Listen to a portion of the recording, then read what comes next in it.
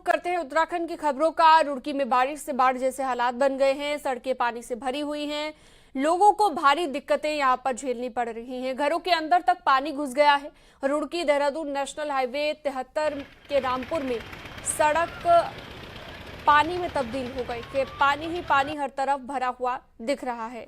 Tractor ट्रॉलियों से bike और गाड़ियां निकाली जा रही हैं। वहीं ट्रैक्टर ट्रॉली वाली गाड़ियों को पार कराने की एवज में पैसे ले रहे हैं। वहीं लोग अब बारिश रुकने का इंतजार कर रहे हैं ताकि लोग अपने सामान्य जनजीवन में वापस लौट सके।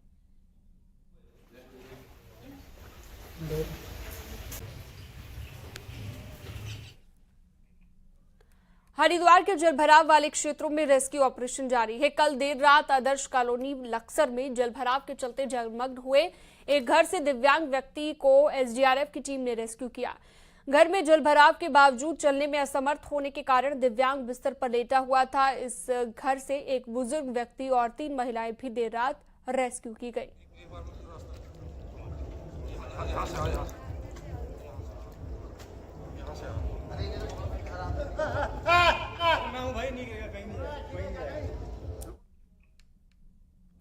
चमोली में लगातार मौसम बदल रहा है। बारिश से सबसे बुरे हालात बद्रीनाथ हाईवे के हैं। यहां पर सड़क बंद होते ही घंटों तक तीर्थयात्रियों को हाईवे खुलने का इंतजार करना पड़ता है।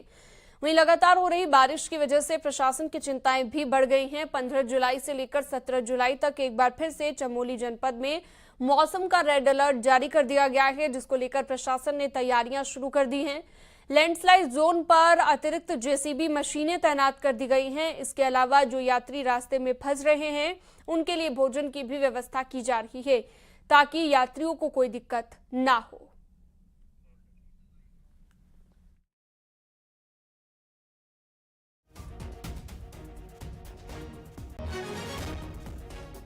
कुटी मंदिर के पास में सड़क का बहुत दशा हो रहा है और जहाँ पे मंदिर निर्माण का, जहाँ पे पंडित जी लोगों का घर है, निवास है, वहाँ पे पूरा ऊपर सड़क से लेके मलबा गिर गया है और जो खतरे की दृष्टि में आता है वो, और इसको पीडब्ल्यूडी को भी अवगत करा दिया गया है कि रोड पे अपने बैरियर टाइप के कुछ लगा लें जिससे कि जान माल का नुकसान ना हो जाता। लगातार पहाड़ों में मानसून की बारिश जारी है। जोशीमठ नगर में बारिश का असर दिख रहा है। जोशीमठ के निचले इलाके मारवाड़ी क्षेत्र में मारवाड़ी पुल के आसपास एक बार फिर से बड़ा लैंडस्लाइड जोन विकसित हो गया है। जनवरी महीने में आई दरारों का सबसे बड़ा कारण भूस्खलन जोन बताया गया था। ऐसे में अगर जोशीमठ के तीसरे तटों में भूस्खलन होता रहा तो आने वाले वक्त में दिक्कत बढ़ सकती है। तो जोशीमठ जो पहले हमने देखा किस तरह के हालातों से गुजरा, बड़ी बड़ी दरारें आ गई थी, अब अलकनंदा की ओर बोल्डर खिसकते नजर आ रहे हैं। जोशीमठ में इसी तरह की स्थिति अब भी बनी हुई है। बारिश की वजह से लोगों की दिक्कत बढ़ गई है। जनवरी महीने में जब जोशीमठ में दरार पड़ी थी तो जोशीमठ के निचले तट को बहुत ज़्यादा खतरा बताया गया था दरार पड़ने का, और वो सिलसिला अब मानसून की बारिश में भी आप देख सकते हैं। जोशीमठ के जो मारवाड़ी का जो इलाका है उसके नीचे देखिए यहाँ पे ये दरारें जो पड़ी हुई है, इसका कारण ये भी बताया जा रहा है कि यहाँ पे लगातार लैंडस्लाइड हो रहा है और लैंडस्लाइड की वजह से बड़े बड़े पेड़ पत्थर आप देख सकते हैं सीधे अलकनंदा नदी के तट की तरफ खिसक रहे हैं, जिससे कहीं ना कहीं एक खतरा यहाँ पे बना हुआ है जोशीमठ नगर को लेकर। और अगर बात करें तो प्रशासन से इसी बात की लोग बार बार कोशिश कर रहे थे, बार बार प्रशासन को बता रहे थे कि यहाँ पे ट्रीटमेंट का कार्य शुरू किया जाए, यहाँ पे सुरक्षा वॉल बनाई जाए, लेकिन अभी तक वो काम नहीं हो पाया है और लिहाजा अब धीरे धीरे यहाँ पे दरारें भी है। कुछ लोग यहाँ पे हैं, इनसे भी पूछेंगे। जी ये सामने जो टूट रहा है क्या हो रहा है? ये बारिश से धसा हो रहा है जी। बारिश आ रही तो पूरा लैंडस्लाइड हो रही है। अच्छा, कितना ज़्यादा खतरा है अगर इसको देखेंगे? अगर ऐसे ही रहेगा तो पूरा जोशीमठ को खतरा हो गया। अच्छा हाँ। प्रशासन को चाहिए कि जोशीमठ में सुरक्षा दीवारों का काम जल्द से जल्द शुरू कर दिया जाए। नितिन सेमान, न्यूज 18, मारवाड़ी, जोशीमठ। जोशीमठ से लगभग 9 किलोमीटर आगे हाथी पर्वत के पास बद्रीनाथ राष्ट्रीय राजमार्ग का हिस्सा अलकनंदा नदी की तरफ खिसक गया है। सुरक्षा दीवार टूट चुकी है। लगातार हो रही बारिश के बाद अलकनंदा नदी का जलस्तर तेजी के साथ बढ़ रहा है, जिसने सड़क का कटाव करना शुरू कर दिया है। अब केवल यहां पर पुरानी सड़क ही आवाजाही के लिए रह गई है। अगर लगातार बारिश होती रही तो सड़क पूरी तरह से टूट सकती है। वहीं उत्तरकाशी में बारिश के बाद कई जगहों पर लैंडस्लाइड का खतरा बना हुआ है। लंबगांव मोटर मार्ग सिद्धपीठ कुटेटी मंदिर के पास सड़क का निचला हिस्सा भरभराकर गिर गया है और मंदिर के पुजारी का घर मलबे की चपेट में आने से क्षतिग्रस्त हो गया। इतना ही नहीं, सड़क में अभी भी बड़ी बड़ी दरारें पड़ी हुई हैं। कभी भी भरभराकर गिर सकती हैं ये दीवारें और मंदिर सहित आवासीय भवन को लगातार खतरा बना हुआ है। प्रशासन से मांग की गई है मंदिर पुजारी की ओर से कि जल्द ही यहां पर सुरक्षात्मक कार्य नहीं हटाया गया तो कुटेरी मंदिर सहित आवासीय भवनों को बड़ा खतरा होगा।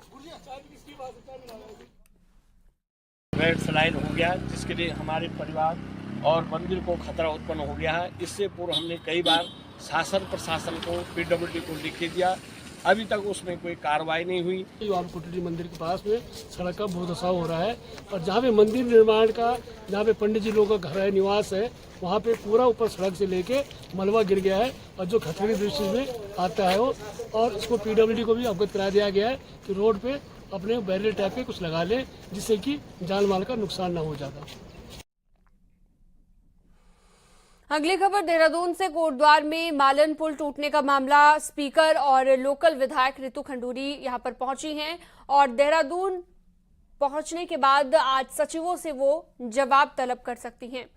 आपदा और पीडब्ल्यूडी सचिव को बुला सकती हैं यहां पर रितु खंडूरी और मामले को लेकर कार्रवाई हो सकती है। तो कोटद्वार में मालन पुल टूटने का ये मामला है, इसे लेकर अब रितु खंडूरी यहां पर आपदा और पीडब्ल्यूडी सचिव को बुला सकती हैं और इसके पीछे वजह क्या रही, इसी को लेकर जवाब तलब किया जा सकता है।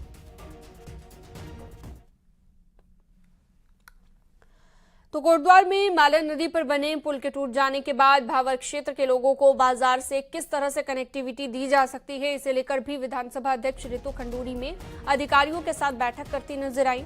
डीएम पौड़ी, एएसपी कोटद्वार समेत पीडब्ल्यूडी और अन्य विभागों के साथ बैठक कर रितु खंडूरी ने विकल्प के तौर पर कण्व आश्रम मार्ग को दुरुस्त करने के निर्देश दिए। वहीं रितु खंडूरी ने विकल्प मार्ग का भी निरीक्षण किया है।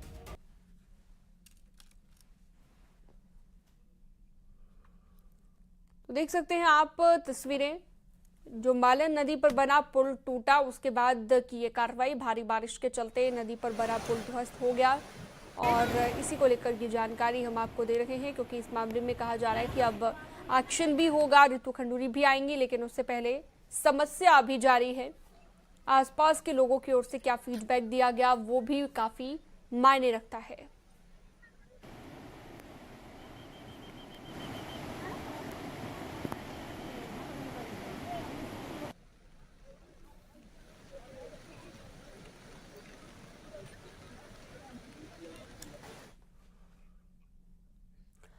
कोटद्वार के मालन नदी पर बने पुल के टूटने के दौरान का सबसे पहला वीडियो सामने आ गया है। वीडियो में देखा जा सकता है कि किस तरह पुल के टूटने के बाद दो लोग टूटे पुल के हिस्से के ऊपर से गुजर रहे हैं। इनमें से एक युवक 23 साल का हरिंद्र है, जबकि 47 साल के हुकुम सिंह है दूसरे, जो कि पुल टूटने के दौरान पुल में मौजूद थे। और वीडियो में साफ देखा जा सकता है कि किस तरह से पुल टूटते ही दोनों नीचे गिरे और एक के बाद एक दूसरे की मदद पर पुल पर वापस चढ़े एक दूसरे की मदद से, और उनका एक साथी नदी के तेज बहाव में डूब गया, जिसकी तलाश जारी है।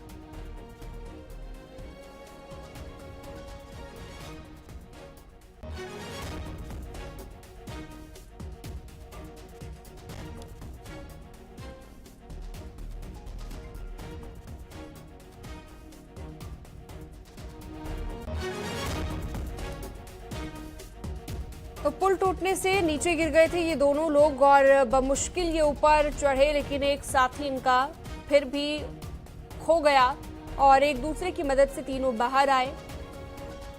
पुल के टूटने का वीडियो भी सामने आया था और इस मामले को लेकर लगातार एक्शन की भी बात कही जा रही है, लेकिन फिलहाल ये तस्वीर आपको हम दिखा रहे हैं। जहां पर ये तीनों शख्स बताया जा रहा है एक दूसरे की मदद से ऊपर आए। यूनिफॉर्म सिविल कोड यानी कि यूसीसी को लागू करने की दिशा में बीजेपी कोई जल्दबाजी नहीं दिखाना चाहती। यही वजह है कि उत्तराखंड का यूसीसी ड्राफ्ट तैयार है, लेकिन अब इसके लिए केंद्र की हरी झंडी का इंतजार है। देखिए,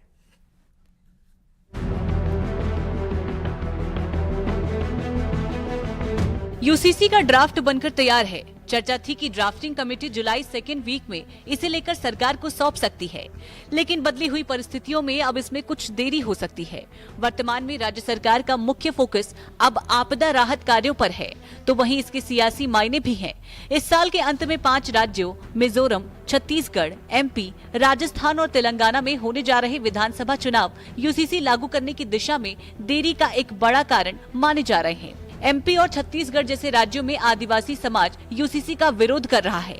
माना जा रहा है कि ऐसे में बीजेपी शासित किसी एक राज्य में भी यूसीसी लागू होता है तो पार्टी को चुनावी राज्यों में इसका नुकसान उठाना पड़ सकता है।